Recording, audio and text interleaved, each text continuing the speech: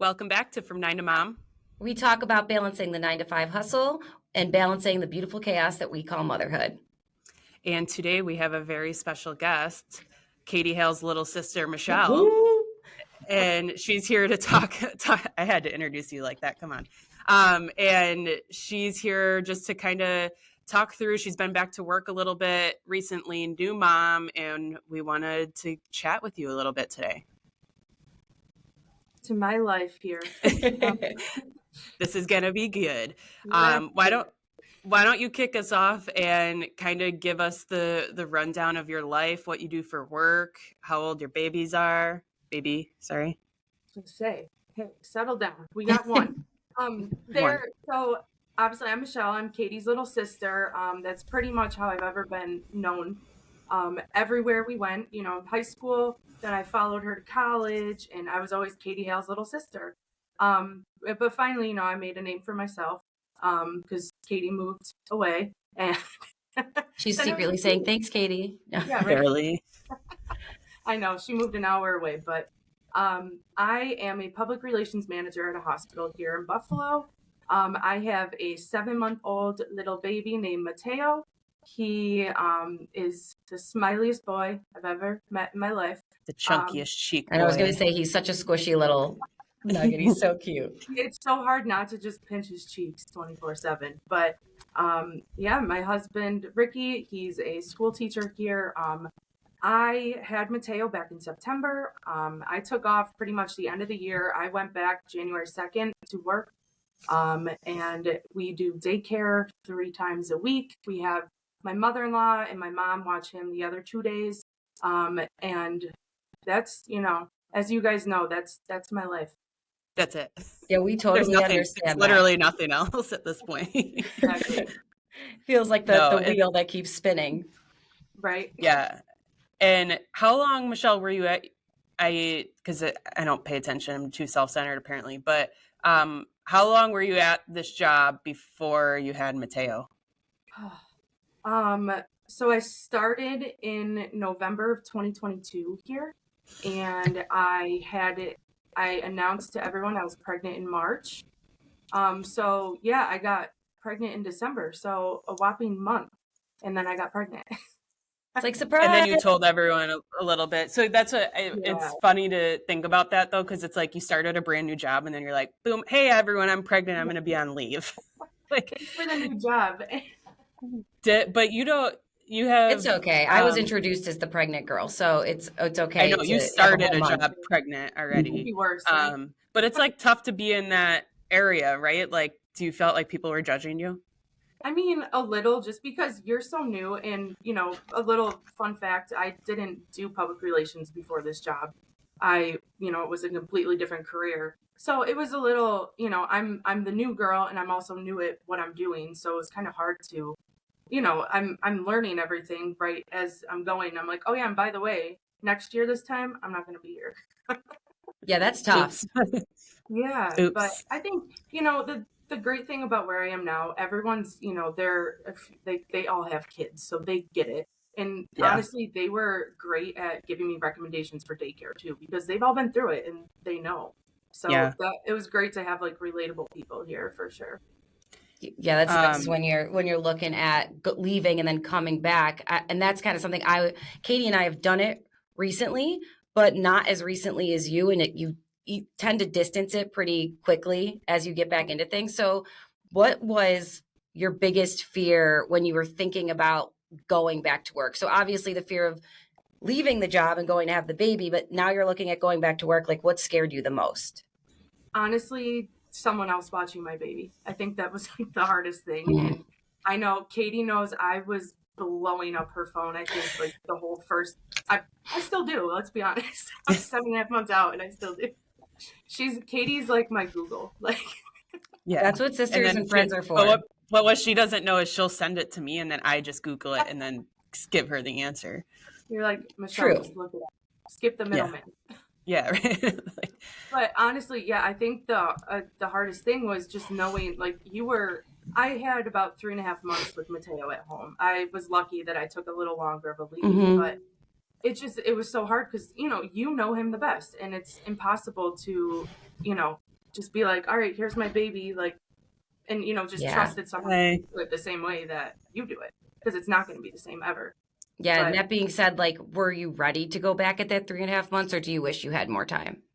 I think, looking back at the time, I don't think I was, in my head, but again, like I said, looking back, definitely ready. Like my sister, well, I say my sister, Catie, right here.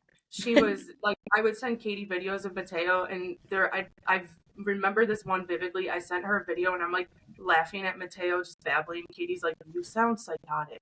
I did. Welcome to the club. I remember that. I'm like, first, because like the babies are so new, and you're just sending everyone pictures and that. And I finally was like, Michelle, you need to get out of the house. Like, I think you sound like a crazy person. Yes. At some point. But you're also a pretty career-driven person. Like, you have we've done an episode about like personas. You have a work persona that you enjoy, I think. Yeah, absolutely. I know you guys talked about that before on one of your podcasts of like, there's two different people. Like there's work Michelle and there's mom Michelle. And that's totally true. I might have a third personality too, like if I go out one night or something. I do too. That's what I said. A couple Mickey Ultras. I know, Danielle, before you said that, was it one of your friends had names for it or something? Yeah, her going out name was Anita. Me and Catie have determined we all need those names, Absolutely. We definitely got to come up with names. But we have to come up with them when you're that person. Right. I feel like you have to name yourself in that persona. Yes, in that moment. It's got to come to you naturally. Absolutely. Do you feel like you stepped back into it? Like you felt ready-ish, right? But you were afraid to leave Matteo, and I want to talk daycare, and I know Catie does too, because that's always the challenge of the world. But once you got there and you were in role, do you feel like your persona came right back? Like work Michelle was back, or do you feel like it took a minute? I think it took probably the first week, because as you guys know, you get back, you have like a million emails. You have all these people being like, oh, thank goodness you're back. Like I have work for you. And it's like, I just got out of the car. I was crying in the car. Like, do you mind giving me like 5? Like settle down. Totally get it. It's 8:15. Leave me alone. All right. Okay. Let me at least log into my computer. Like, come on. But no, I think, like I said, like a week into it, I right back in, it's like riding a bike. You just remember how to do it. Yeah. That's awesome. That's good though. I mean, some people, I feel like I feel like it's like two-sided really, of like people that are like, whoa, no, I wasn't fully ready. And then there's people that like are like, I felt like, because me and Danielle have talked about this before, and I think we both had different experiences than we did from the first one to the second one. I almost feel like we were a little like flip-flopped to it, because I feel like I was less prepared with Jack, and then with Kelvin I was like, get me back, like I'm ready to go. And it was flipped for Danielle, I think. Yes, it definitely was. But I think the most frustrating part for me, and I don't know if either of you felt this, was I wanted to be back. Like I wanted to be ready. I wanted to feel ready, and I just couldn't get back into it fast enough. And it was frustrating me because it was impacting my ability. So I think it's always nice if you do have a week is a completely reasonable amount of time to like need to get back into it. I'm actually really impressed. So I think that everybody has different experiences, but nothing was more frustrating than knowing you wanted to be back. Because I think the three of us are similar in that way. Like we love what we do. We want to go back, but it was just different the second time around. But I hope it's the same for you next time. If you decide to continue growing, this little Mateo's family. not going to be a weird only child. No, that's kidding. But right now, it's so funny you say that. My husband, Ricky, and I, we always talk, and we're like, because poor Matteo, we just got over a double ear infection. Monday, he woke up with 104 fever. Like, it was the scariest thing. I'm sure you guys know about the first sickness. It's just like, oh my God. Like, awful. You're like, should I go to the emergency room? Like, what do I do? But we were just talking, like, after all that and, like, the no sleeping, I think he slept worse this week than he did when he was a newborn. And so my husband, Ricky, and I, we just look at each other and we're like, one is good right now. We're good with one. It's those moments. Right? This is a sign. And I think that's a funny thing that you just bring up, because, I mean, here I am, Kelvin's almost a year old, and I felt that, like, this morning was a rough morning for me, and, like, you have those mornings where there's some sick or whatever it may be, and you feel like you're kind of like you've let everybody down. What was like the first time where you felt that really big pull between work, being home, like didn't know which one was going to give in at that point? So honestly, like I consider myself really lucky because Mateo's truly been such an easy baby. But you guys like asked me to talk on this podcast like at the perfect time because I just had like a week from hell about horrible like, and you know, it's just horrible because you feel so like the poor kid. He's like so uncomfortable. He has a fever. He just wants to be held, but you're like, I gotta work. I gotta do like, you know, it's hard because, but like at the same time, like you have to be there for your baby. Like that's like, your mom. That's your number one job. Like babies come first. But it's just, you know, then I had a million meetings this week, and on top of it, you know, once we start talking about daycare, we'll get into that. But you know, there was other things that happened at his daycare, and now he's finally feeling better. And I'm like, I can't bring him back to daycare right now. Like you know, I don't. If there's, I mean, you know, there's break it down for us. Get right into we it. gotta know. We gotta know now. Mouth disease going around daycare, like nasty. Or I like my baby just got over an ear infection, and then he's gonna get hand, foot, and mouth. I was like, we're just gonna keep him home for the week. Yeah, I also threatened Michelle that if he went this week, I don't think we'd be seeing her this weekend because I am so scared of hand, foot, and mouth. We've never had it, but like I've just seen how bad it looks, and like I just don't want that coming anywhere near our house. Yeah, and adults can get it too, so it's a really special thing. Yeah, but that happens in daycares all the time. I feel like you know, your kid gets healthy, you send him back, and the next thing happens. You can't really avoid it, but as a mom, like you're saying, like I had the week from hell. Like I don't want another week from hell. Let's just chalk this one up in the L column and move forward. Exactly. That's why I'm just like, you know, just keep him home, get him over this one, and then we'll go back next Tuesday. We're good. It's crazy. It is. So obviously your daycare situation, you're in a real, I guess I say real daycare, but like a facility daycare. Yes. I can always compare it to what I call it daycare, but we're in home situation. So it's a little different, obviously. But how did you choose the place that you're at? So fun fact about the place that Mateo's at is it actually used to be connected to the hospital I work at. So a lot of people they always joke because everyone here has like teenagers. So they're like, back when I was a mom, like your age, whatever, they actually could just drop their baby off in like this building right behind the hospital. That's amazing. So, right. And then, you know, the more I was looking, honestly, those Facebook like mom sites, best thing for advice. Yep. I'll say that like very loosely though, because you know some things, the moms get a little. People go crazy for her. There you go. I don't know if I'm like too censored on here, so I better be careful what I say. No, you can say whatever you want. No. Yeah. I want you to give people the real situation. There's literally no rules. Nobody makes any rules here. Oh. Okay, careful what you wish for. Yeah, we'll take it. Bring it. No, we have an E rating. It's fine. Love it. We looked at a few other places, and I think I only did a tour of this one place, and I was sold on that. But I went, you know, like I said, I had Matteo in September. I was on the wait list last March, and I didn't find out that he was gonna get into daycare until December. So I remember you freaking out the last few weeks. The wait is insane. I'm still on a wait list from Colton. So piece of advice, taking it from Michelle saying that, like, if you get pregnant, sign up for daycares anywhere just to save yourself. And you know, it's like so far away, but it's not. I was 32 weeks. How quick, like how much quicker could you do it though? Like March, you found out you were pregnant on New Year's. Like, how do you do it any quicker? The first few weeks, you're like, oh my God, am I really pregnant? Like, what does this mean? Most people have no clue what they're about to go through.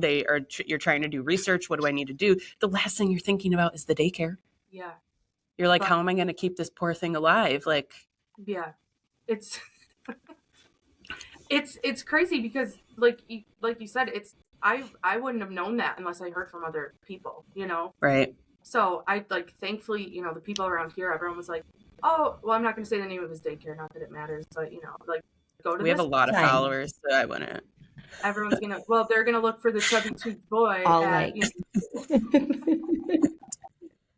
Danielle's mom that listens, you and our other sister that listen. It'll be great. They'll be like, oh yeah, here, we're gonna go steal your baby that we watch anyway. Oh man. But okay, so you have a traditional daycare, but you also then do at home care. Well, not at home care, but you family helps. So, right, it's a half and half. Is it hard for you? Because I thought about that for a while and I didn't do it because I was afraid of this one thing. Is it hard for you to go from prepping for traditional daycare to then the next day it being like family daycare and then traditional day? Like, is that tough? Because we do Monday, Wednesday. It wasn't English. Monday, Wednesdays. My mother-in-law and my mom, and then Tuesday, Thursday, Fridays are daycare. Okay. I think Tuesdays are probably the hardest day because it's like every other day at that point. Because we have to prep the bottles, we have to bring the diapers. Like we have a sound machine for Matteo because he's spoiled. First kid problems. First kid, yeah, I was gonna say. We have what else? We have to label the binkies. You have to label. If he wants to bring any specific, before Matteo would even take a binky, we had this little toy that he would like attach to his fist and just like chomp on it. Had to write his name on it. I went and I found it was an Instagram ad.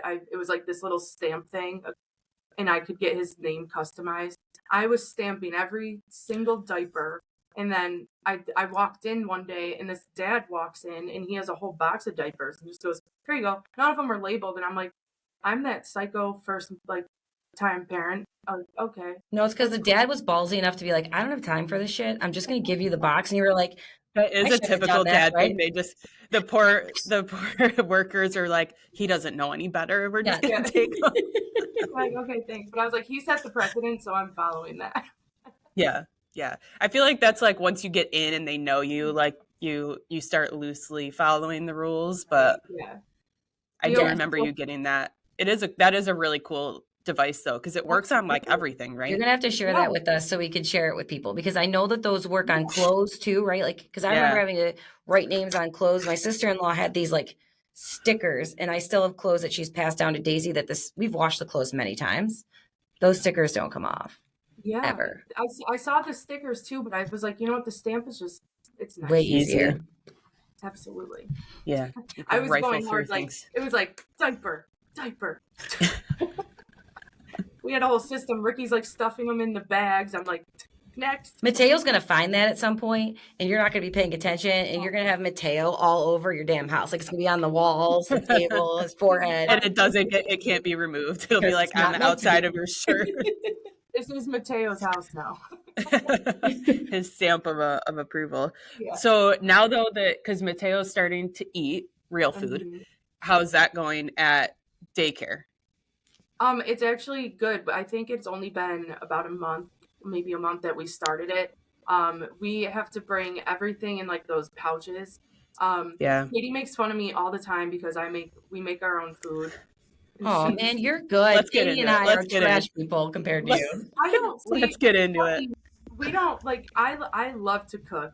I will cook almost every night. Well, Ricky will make fun of me now because I have not cooked really. I want stats on that. I need to see credit card statements that you guys eat at home every night. Catie, this isn't your business, okay? Oh, okay. You came on the podcast. Now it is. No, I'm just kidding. Let's air it out. Statements. Lately, we have not been. I'll admit, I've been a little lazy, but when I like to cook, and I mean, while we're cooking our meal, I'll just peel some sweet potatoes, skin some apples, and pop them in a little steamer.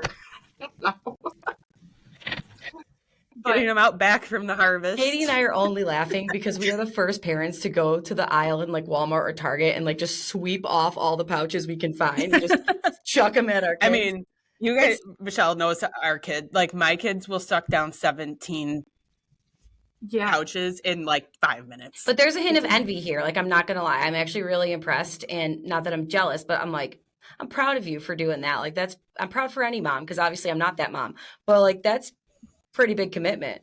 But if you like it, you like it. You know what? Catie, I can't even look at Catie. I'm looking at Danielle right now because she just has this judgy face on me right now. Get out of here.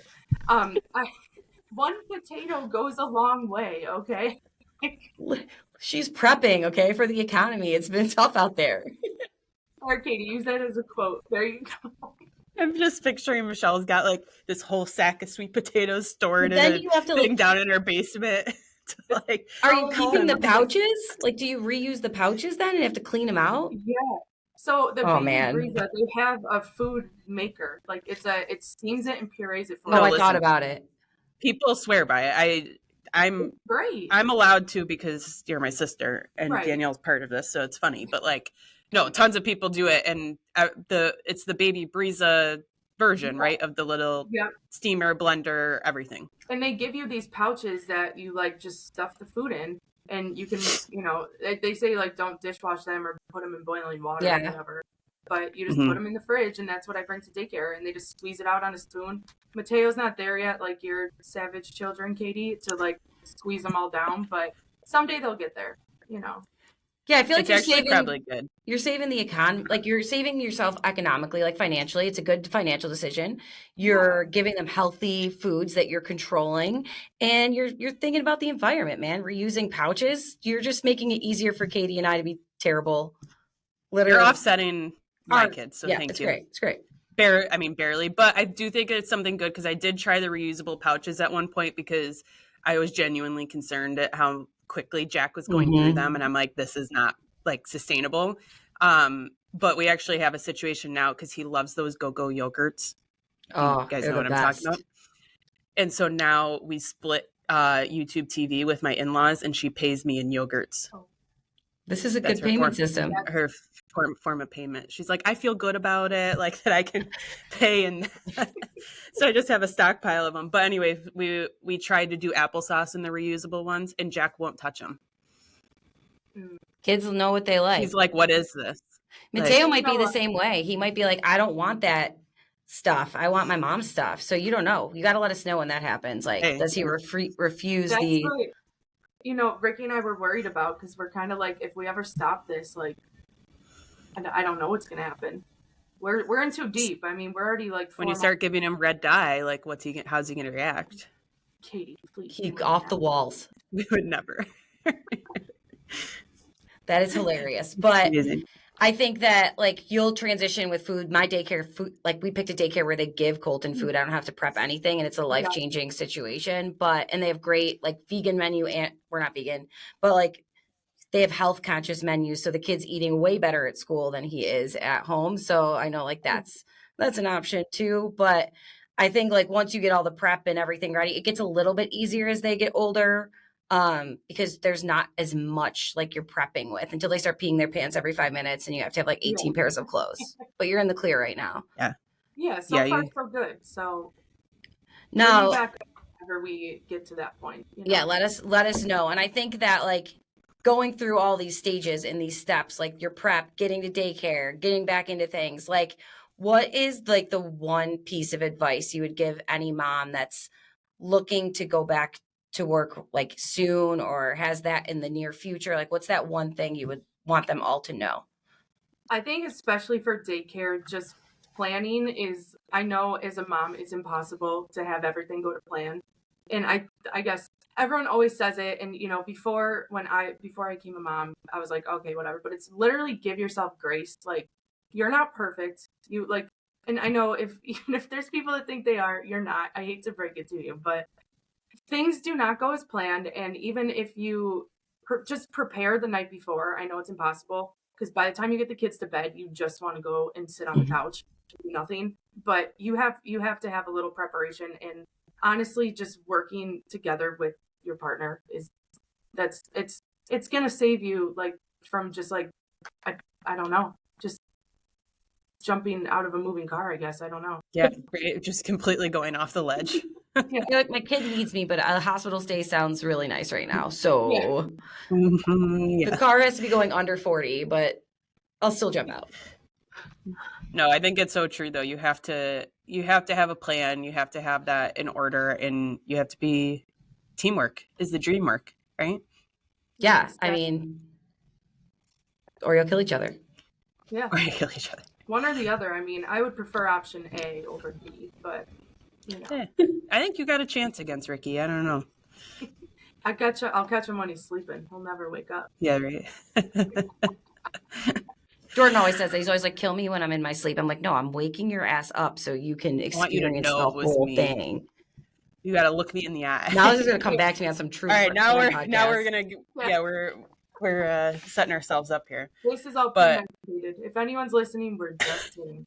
Yeah. This is all hypothetical. Yeah. For the record. For the record. Well, Michelle, thank you so much for joining us. It was great getting you to chat on the podcast finally, because I feel like I've talked a lot of shit about you and good things, obviously, too. But we appreciate you chatting with us.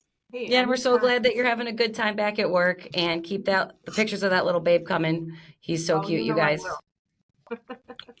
All right, we're all going to clock back in, I guess, now. So clocking out of the podcast, clocking back into our 9 to 5s. Bye, everyone. Bye.